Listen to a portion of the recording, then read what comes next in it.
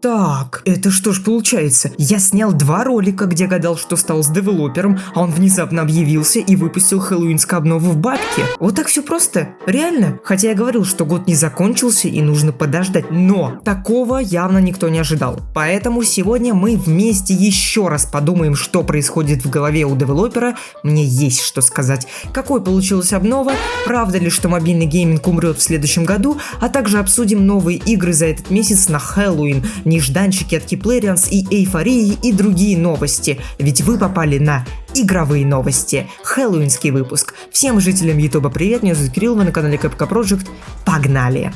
И перед тем, как поговорить о любимой бабушке сбитой, мы поговорим о том, что там с Keyplayrians'ами. Так, в их ТГ-канале сюжет первого Мистера Мита и возвращение того же самого Хэллоуина с прошлого года в Ice Cream 8. Спасибо, что стараетесь, испанцы. А вот, нет, стоп, нашел кое-что интересное. Помните Keyplayrians Network? А помните, что в таких играх, как Ice Cream, обещали добавить как платные, так и полностью бесплатные для всех альтернативные маршруты и места? И нет, этого пока что нет, но зато есть официальные кадры с предстоящего обновления первого Ice Cream, где помимо изменений в свете и графике можно увидеть обновленный гараж рода. Висит картина с фабрикой, куда бегут дети, что является типа карикатурой. Кто это нарисовал? Ну, видимо, тот же, кто и рисовал их в 4-м Айсе в музее. Может быть, это все люди с усами умеют хорошо рисовать и заманивать к себе народ?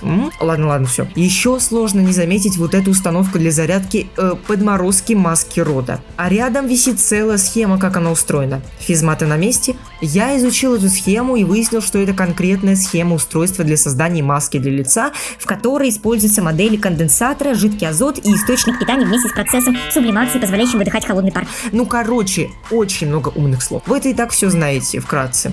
Но это все фигня. Тут добавили кресло. Это ведь кардинально меняет всю вселенную игры, вы понимаете? Ладно, первое обновление и полноценный как минимум бета-запуск платформы Keyplayrians должны выйти под конец этого года, и хоть что-то новое мы наконец-то сможем получить в 2025 году.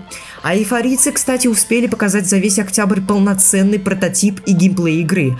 И, как я и говорил, это вот такая вот игра. А также дали возможность выбрать образ главного героя. Спойлер, это скорее всего будет вот этот Мишка в скафандре.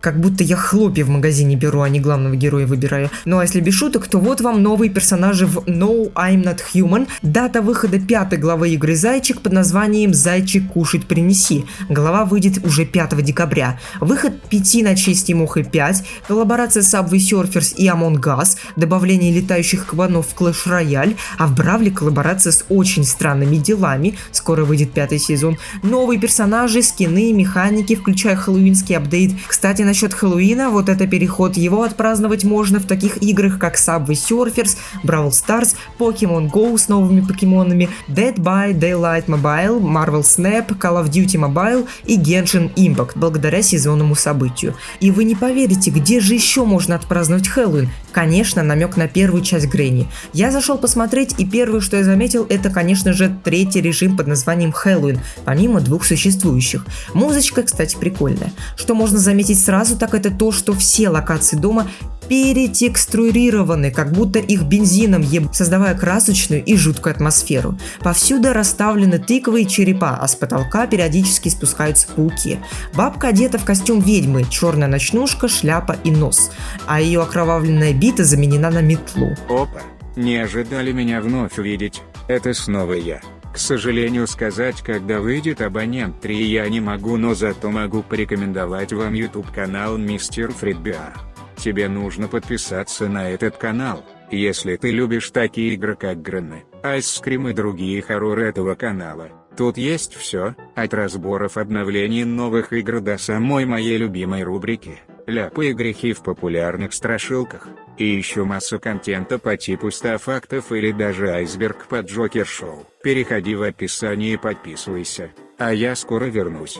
В доме и на заднем дворе звучат новые звуковые эффекты. Летают мыши, а снаружи слышны крики ворон и волков. Но это не все. В доме появился скелет, который при виде игрока начинает его пугать и плевать кислотой, прямо как девелопер в лицо фанатов. На заднем дворе стоит котел. Если бросить в него дохлую крысу, появится призрак, который будет издавать случайные звуки, но не вредит игроку.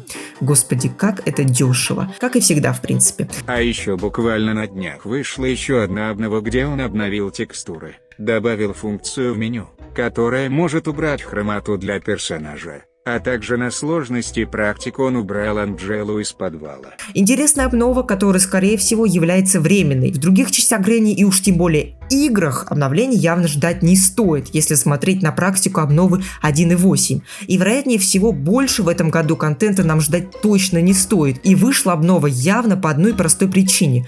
У меня есть реклама, и дети должны ее смотреть больше. Ситуация напоминает момент, как с рождественским обновлением 1.6.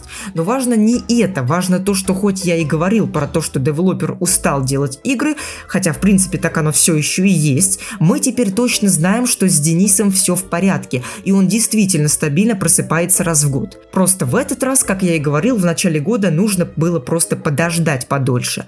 А это значит, что вероятнее всего тенденция один апдейт равен одному году продолжается, и важно подметить, что именно в последние годы Денис уже явно не делает новых игр или делает какую-то игру очень-очень долго. Мы этого просто не знаем.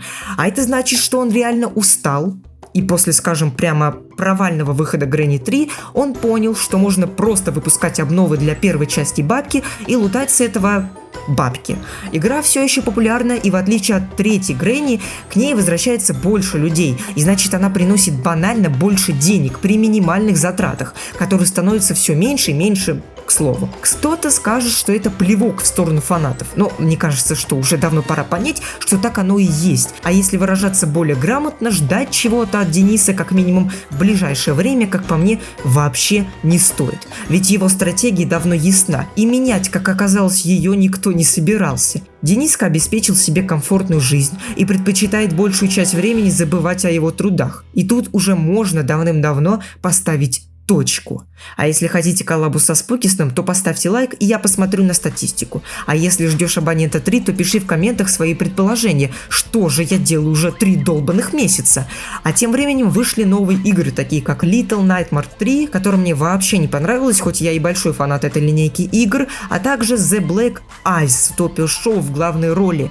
У меня есть бесплатный ключ к игре, который я разыгрываю в своем телеграм-канале. Там еще море всего, так что подписывайтесь, ссылка в описании. Ну вот, я все сказал. Это были коротенькие новости, и знаю то, что сейчас видео выходит буквально один раз в месяц, иногда даже реже, я все понимаю, но поверьте мне, то, что я делаю и то, что я планирую, вас удивит.